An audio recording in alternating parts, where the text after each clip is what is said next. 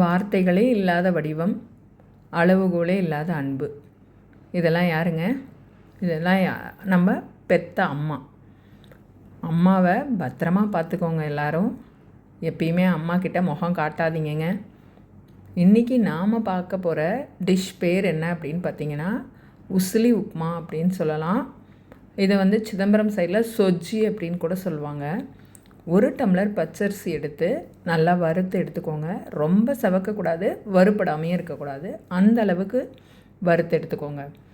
வறுத்து முடித்த உடனே அடுப்பை ஆஃப் பண்ணிவிட்டு அந்த சூட்லேயே அதில் ஒரு 1/4 டம்ளர்லேருந்து அரை டம்ளர் பைத்தம்பருப்பு போடலாம். உங்கள் விருப்பம் அது.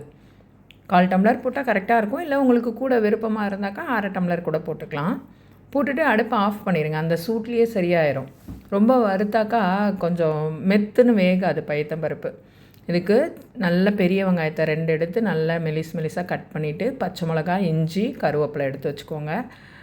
தாளிப்புக்கு ஒரு பேன் வச்சு நல்லா தாராளமாக எண்ணெய் விட்டு கடுகு, உளுந்து, கடலைப்பருப்பு, நம்ம நறுக்கி வச்ச வெங்காயம், பச்சை மிளகாய், இஞ்சி, கருவேப்பிலை. வேணும்னா நீங்கள் கேரட், பீன்ஸ் கூட ஆட் பண்ணிக்கலாம். இது பழைய காலத்தில் பண்ணுற மாதிரி நான் பண்ணியிருக்கேன்.